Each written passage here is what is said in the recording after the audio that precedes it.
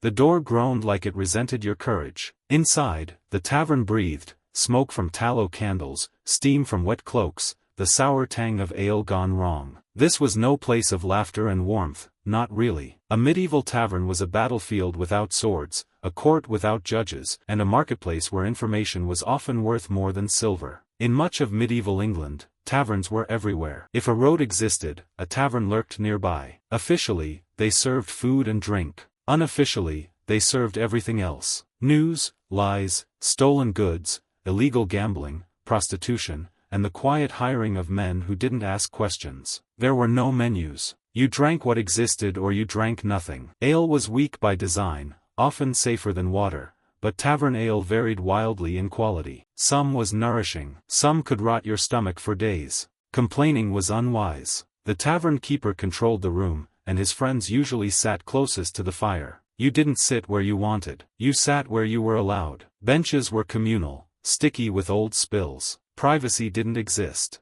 Conversations overlapped deliberately. If you whispered, someone leaned closer. If you spoke loudly, someone remembered it. Many travelers learned too late that taverns were information traps. What you said tonight might be sold tomorrow, to a rival merchant, a local lord, or worse. And yet, people came anyway. Because taverns were one of the only places where medieval society collapsed inward. Peasants drank beside soldiers, monks beside thieves. Women ran many taverns, especially alehouses, despite living in a world that denied them power elsewhere. Inside these walls, hierarchy blurred, briefly, dangerously. But the real danger wasn't the noise. It was the silence that followed when the wrong person walked in. The medieval tavern was not a free-for-all. It was regulated, taxed, watched, and quietly exploited. Taverns, inns, and alehouses were not the same. Medieval law made clear distinctions. Alehouse, sold ale only, usually run from a private home. Tavern, sold wine, often imported, required a license. Inn, offered lodging, food, stables, and ale. Wine taverns were tightly controlled because wine meant money and foreign trade. In cities like London, the crown set wine prices and inspected measures. Alewives dominated the business. Most alehouses were run by women, known as alewives. Brewing was domestic labor, not a guild craft. Women could earn steady cash without land ownership. This independence made alewives targets of moral suspicion. Records from medieval England show fines issued mainly to women for weak ale, overpriced ale, serving during church hours. This is why alewives were later caricatured as witches.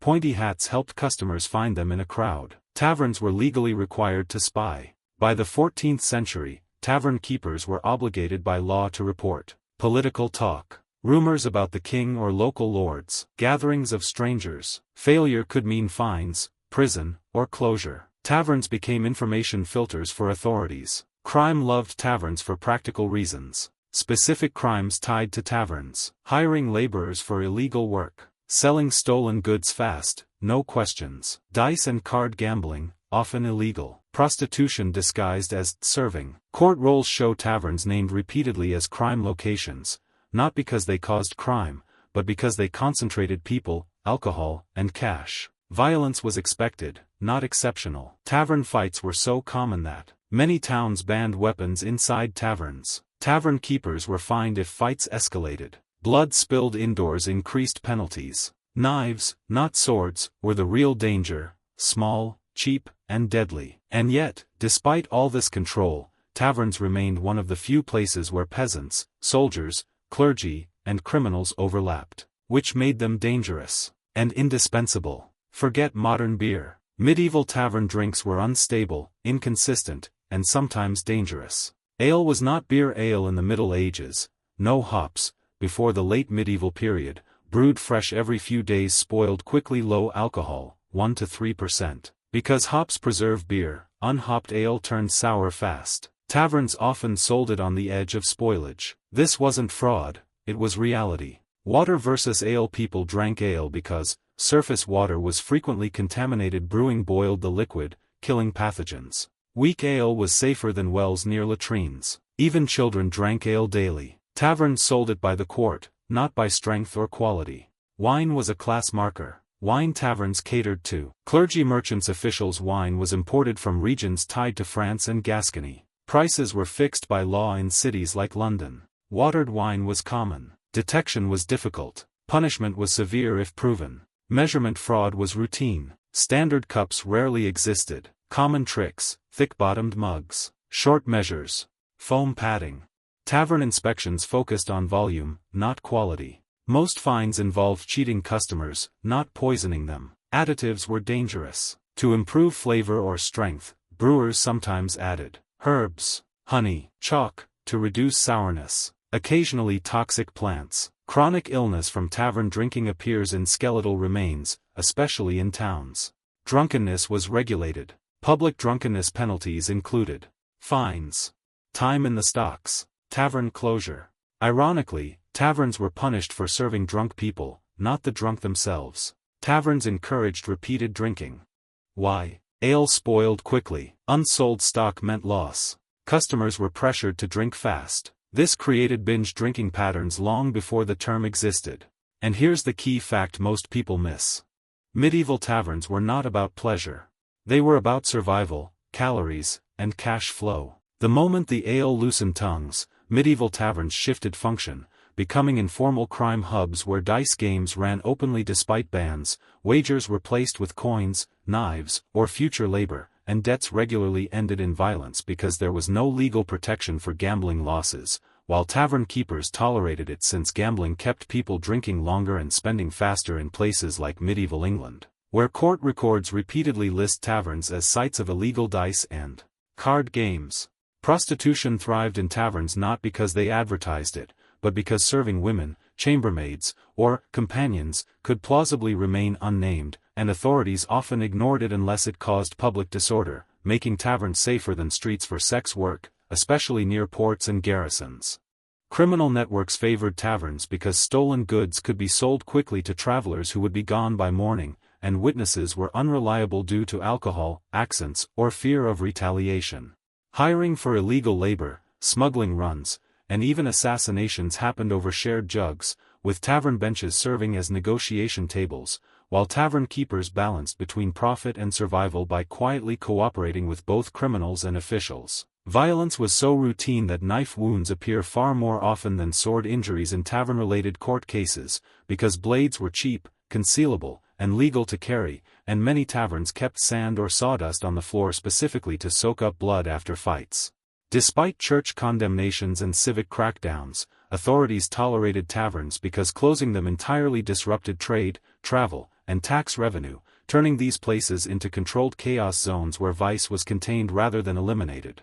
And yet, amid the gambling debts, whispered deals, and rented bodies, taverns also functioned as recruitment grounds for wars, where soldiers drank, boasted, and signed on for campaigns they barely understood, which leads directly to the next truth most people miss. The medieval tavern was not just a place to drink but the most efficient information network of the Middle Ages, because soldiers, messengers, pilgrims, merchants, spies, and mercenaries all moved along the same roads and all stopped at the same taverns, turning these spaces into living noticeboards where news traveled faster than official proclamations, especially in regions like medieval England, where literacy was rare and word of mouth ruled everything. Royal messengers relied on taverns to change horses, eat quickly, and gather local intelligence, while innkeepers learned which armies were moving, which roads were unsafe, and which towns had already fallen days before church bells rang. Soldiers used taverns as recruitment hubs because ale loosened fear and sharpened bravado, making it easier for captains to promise loot, pay, and glory to men who would sober up too late, and many surviving muster rolls show enlistments happening immediately after nights of heavy drinking. Taverns near borders and ports became hotspots for espionage, where foreign accents stood out and careless talk could cost lives, which is why laws required tavern keepers to report suspicious strangers, even though many quietly sold information to the highest bidder instead. News of plague outbreaks, bad harvests, new taxes, executions, and victories spread tavern to tavern faster than any rider could manage alone, creating panic waves or false hope depending on who told the story first, and this is why authorities feared taverns even while depending on them.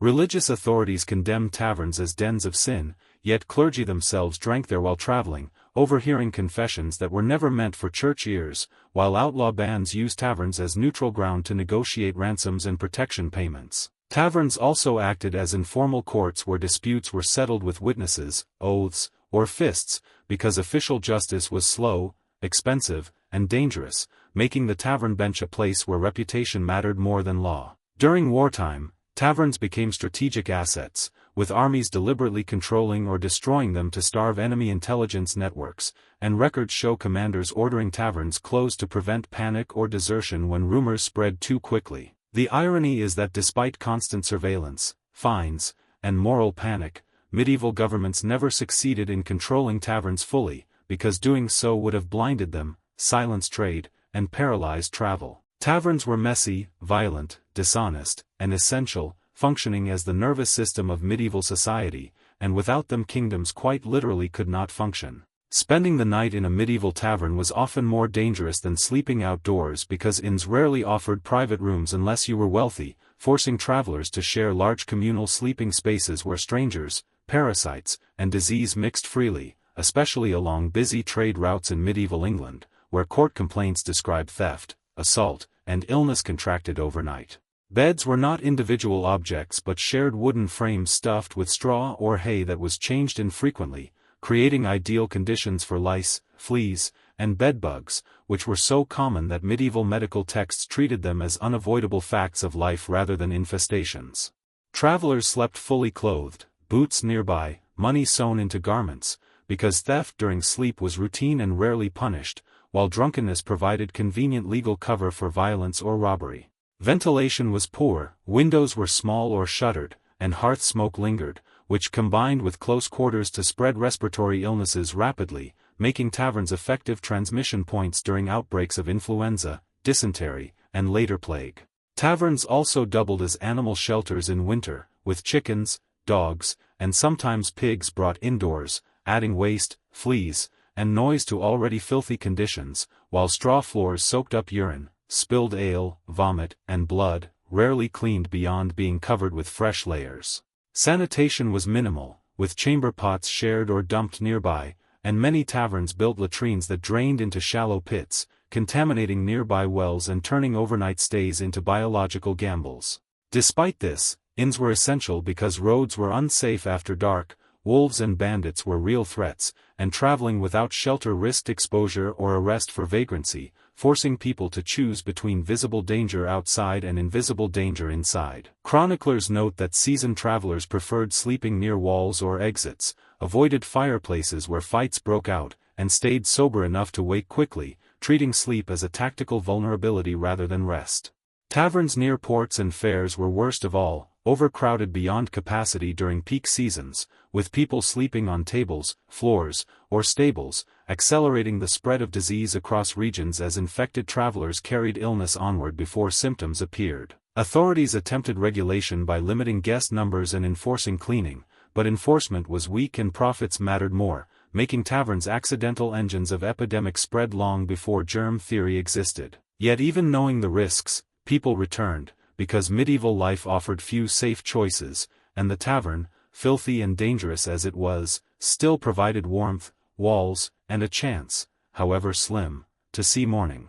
Medieval taverns survived centuries of condemnation, regulation, plague, war, and moral panic because they fulfilled needs that castles, churches, and markets could not, acting as pressure valves in societies built on rigid hierarchy and constant insecurity, especially across medieval England, where most people lived short, exhausting lives with little control over their fate. Taverns offered heat, calories, information, and human contact in a world where homes were dark, drafty, and isolated, and while authorities viewed them as dangerous, they quietly relied on them to move news, collect taxes, recruit soldiers, and monitor unrest. Unlike churches, taverns did not demand moral purity, and unlike castles, they did not enforce rank at the door, allowing peasants to speak freely, soldiers to boast, women to earn money, criminals to hide in plain sight, and strangers to cross paths in ways that reshaped economies and conflicts alike. Taverns reveal medieval society as it actually functioned rather than how it wanted to appear,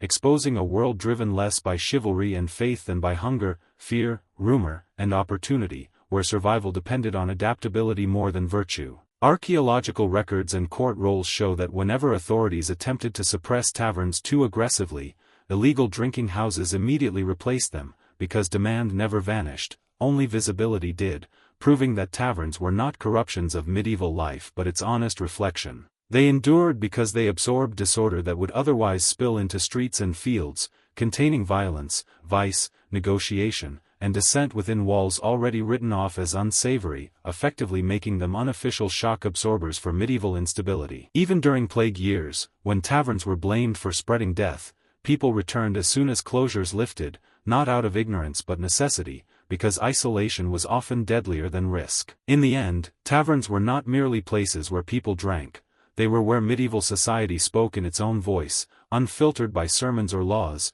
revealing truths that frightened rulers precisely because they were real. When you strip away romance and myth, the medieval tavern stands as one of the most important institutions of the age, not because it was noble or safe, but because it worked.